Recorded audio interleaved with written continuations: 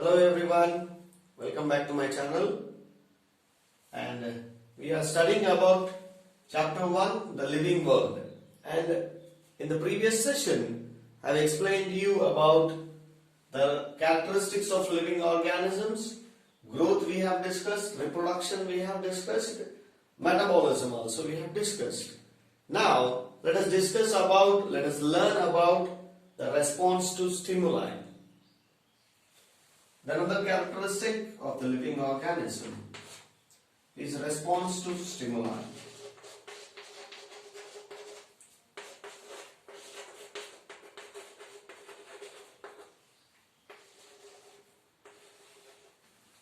What actually the meaning of the response to stimuli?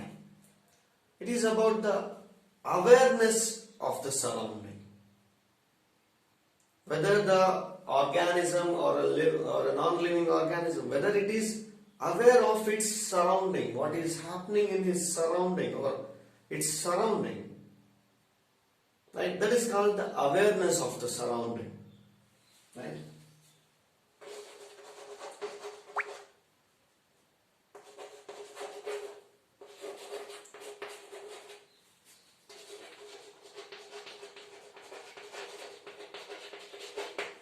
Awareness of the surrounding, right?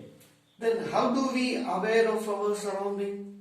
See, whenever we are riding a bicycle or going on a bike, see, we will be concentrating on the road, but you will see that a beautiful breeze is coming and touching us, right? And a sharp light from the sun is pricking our skin. That is awareness of the surrounding. We are aware that something is touching us and we will feel it, right? That is called the awareness of the surrounding, right? Then all the living organisms will be aware of their surroundings, right? Whenever we see an animal, right? Maybe that's a cat, for example. When it walks slowly, whenever something, maybe a dog or some human being is coming in front of it, it will run, or it will run to escape from the predator. That means it is aware of its surrounding. What is happening in its surrounding, right? Then all the living organisms and the plant also will be aware of its surroundings. The quiet example is Mimosa pudica, the touch-me-not plant, right? Whenever an organism or a fly or a human being touches the leaves of the Mimosa pudica, it will get shrinked, right? It will get folded. Then we can understand that plants also respond to stimuli, right? And that is one example. And the growth of the plant towards the sunlight, phototrophism, is one kind of a stimuli, right? And growth of the root towards the ground, that is one kind of response to stimuli towards the gravity, right? Then we'll consider that response to stimuli is a defining character of a living organism.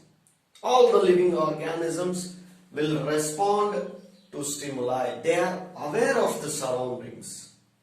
Then let us consider in the human beings a quite different example, like a coma patient.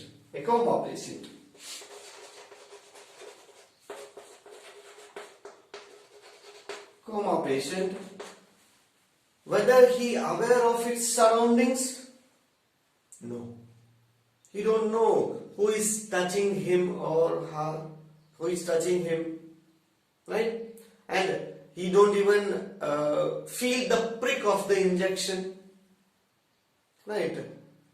But do we consider him as a living organism? Yes, of course. We will consider we should have to consider the coma patient is also a living organism.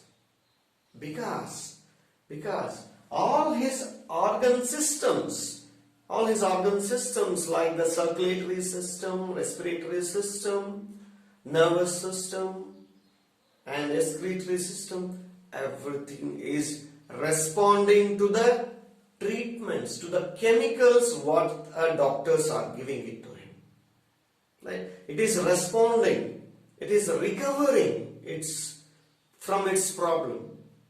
Then we'll consider that a coma patient is also a living organism. Right? Then we'll consider that. Then do we consider that a mountain is aware of its surrounding? No. Do we consider that a chair is aware of its surrounding? No.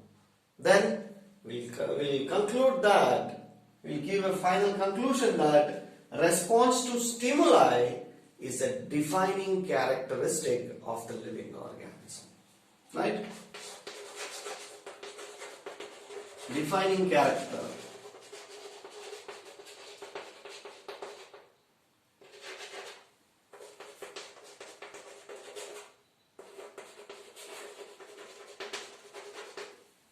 It's a defining character. Now, let us move on to the next characteristic. What will be the next characteristic? Cellular organization.